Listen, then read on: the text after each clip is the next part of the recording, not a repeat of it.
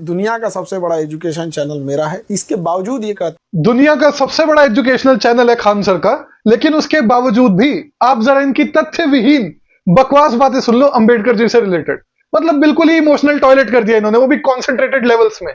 बाबा साहब अंबेडकर वो शख्सियत हैं जो चाहते तो जिस तरह पाकिस्तान अलग किया था उस तरह अलग कर दिए रहते। एक इशारे पे दलित उनको भगवान मानते थे, कर सकते थे, लेकिन उन्होंने देश प्रेम था इतना जिन्होंने नहीं किया। शाबाश। मतलब अंबेडकर जी के एक इशारे पे एक अलग देश बन जाता, क्योंकि दलित लोग अंबेडकर जी को अपना भगवान मानते थे। भाई अगर इतना ही भगवान मानते थे तो 1946 के चुनाव में 151 सीटें जो रिजर्व्ड ही दलितों के लिए थी, उसमें अंबेडकर जी की पार्टी 2% भी सीट क्यों नहीं जीत पाई? क्यों उनकी 151 में से सिर्फ 2 सीटें आई, 142 कांग्रेस की आई? तो दलित लोग किसको अपना भगवान मानते थे? और ये आइडिया आया कहां से कि भाई अंबेडकर जी के पास कभी उतनी पावर थी भी कि अगर वो चाहते तो अलग देश बना लेते दलितों के लिए, बस उनके पेट्रियटिज्म ने उन्हें रोक रखा था। भाई साहब 1946 की ह्यूमिलिएटिंग डिफीट के बाद अंबेडकर जी को रियलाइज हुआ कि भाई अंग्रेज तो अब जाने वाले हैं, इन्हीं से मेरी बनती थी, और मैंने तो अपनी पूरी जिंदगी नेशनल मूवमेंट को अपोज किया, कांग्रेस को उल्टा सीधा बोला, तो अब क्या किया जाए, चलो कांग्रेस से समझौता करते हैं। तो जिनकी पार्टी की 2% भी सीटें नहीं आई थी, वो समझौते की शर्त क्या रख रहे हैं कांग्रेस के साथ कि मेरी पार्टी की 20% रिजर्वेशन होनी चाहिए। ऑब्वियसली मना कर दिया कांग्रेस ने, हम तो नहीं एंटरटेन कर रहे। इन्होंने शर्त रखी सेपरेट इलेक्टोरेट होना चाहिए, वो भी नहीं मानी कांग्रेस ने। ये तो पावर थी।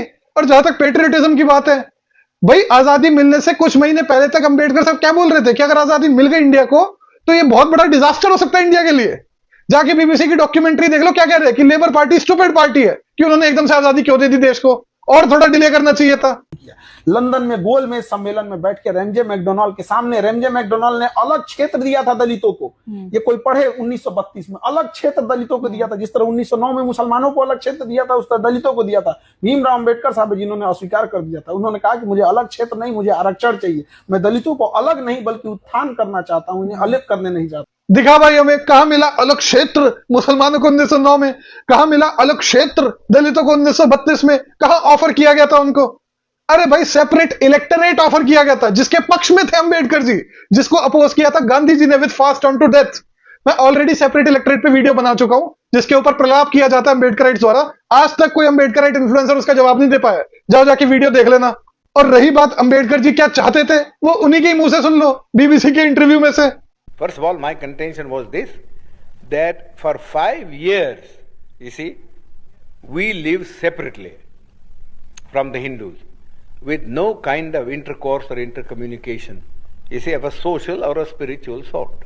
और इन सब के बावजूद भी रिसेंटली फिर ये बकवास इन्होंने पेल दी एक इंटरव्यू में जाकर, एज इट इज। अंबेडकर साहब वो व्यक्ति थे जिनके हाथ में था एक अलग देश बनाना। 1932 रैमजे मैकडोनाल्ड प्रधानमंत्री, लंदन में बैठ के गोल में सम्मेलन चल रहा था, गांधी जी और वहां खड़े थे, वापस आए, इन्होंने कहा कि मुझे दलितों के लिए अलग देश नहीं चाहिए बल्कि मुझे उनके लिए आरक्षण चाहिए ताकि मैं उनका उत्थान कर सकूं। क्या अरे कौन दे रहा था भाई अलग देश? ऐसे कुछ भी बोल दो। जिन्ना से कम पावरफुल थे अंबेडकर साहब। हाँ बेसिक भी पता है हिस्ट्री की, नहीं पता? 1946-47 तक आते आते Jinnah was very powerful and he had shown himself that yes he truly represented the Muslims for which he was claiming Pakistan. Ambedkar couldn't. नहीं, उनकी देशभक्ति पे सवाल उठा देते हैं सर। भाई आप मेरे को बताओ, ब्रिटिश शासन के दौरान अंबेडकर जी ने कौन से राष्ट्र आंदोलन में हिस्सा लिया कभी? आप मेरे को बता दो, किसी प्रोमिनेंट राष्ट्र आंदोलन में हिस्सा लिया हो? अपोज जरूर करते थे उसको। भाई 1942 में क्विट इंडिया मूवमेंट चल रही थी, कांग्रेस के नेता जेल में ठूस दिए थे अंग्रेजों ने, जेल में पड़े हुए थे, सिविल लिबर्टीज की मां बहन कर दी थी अंग्रेजों ने। क्या कर रहे थे अंबेडकर साहब उस दौरान? The great lover of civil liberties that he was, he joined the British government and he was denouncing Congress. तो भैया अगर लोग सवाल उठा भी रहे हैं तो उसमें कौन सी गलत बात है? लोग अंबेडकर साहब को आजादी के टाइम अंडर एस्टिमेट कर देते हैं।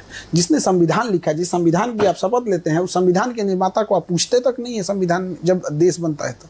अरे भाई अंडर एस्टिमेट कोई नहीं करता अंबेडकर जी को, तुम लोगों ने जरूरत से ज्यादा ओवर एस्टिमेट कर रखा है।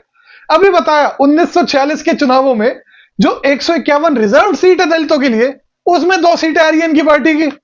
कॉन्स्टिट्यूएंट असेंबली बनने तक का विरोध करा इन्होंने। आज तुम लोग कहते हो कॉन्स्टिट्यूशन मेकर है, फादर ऑफ कॉन्स्टिट्यूशन, लेकिन एक बार जब कॉन्स्टिट्यूएंट असेंबली बन गई तब उसमें जाने के ट्राई भी मारा। और वो भी किसने भेजा कॉन्स्टिट्यूएंट असेंबली में? कांग्रेस ने अपना बंदा बॉम्बे प्रेसिडेंसी से बिठाकर कि चलो यार अंबेडकर जी को चुनाव जितवा के कॉन्स्टिट्यूएंट असेंबली में भिजवा दो। उसके बाद ड्राफ्टिंग कमेटी का चेयरमैन किसने बनाया? कांग्रेस ने।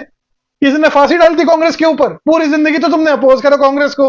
उसके बाद भी Congress was generous enough to include you, to on board you, जबकि कोई कंपल्शन नहीं थी उनके ऊपर ये करने की। फिर उसके बाद 1952 के इलेक्शन में, संविधान तो अंबेडकर जी ने बनाया ना, उसके हिसाब से चुनाव हुए। 1952 के इलेक्शन में कितनी सीटें आई? अपनी सीट तक हार गए, एक सीट नहीं जीत पाई अंबेडकर जी की पार्टी लोकसभा से। एक सीट जीती बॉम्बे प्रेसिडेंसी से असेंबलीज में, एक जीती हैदराबाद में। ये तो हाल था। कौन अंडर एस्टिमेट कौन कर रहा है भाई? तुम लोग कर रहे हो ओवर एस्टिमेट। और इतना ही कहते तुम संविधान के निर्माता, अंबेडकर तो चाहते थे सेपरेट इलेक्टोरेट, कहां है संविधान में? क्यों नहीं दिखती हमें?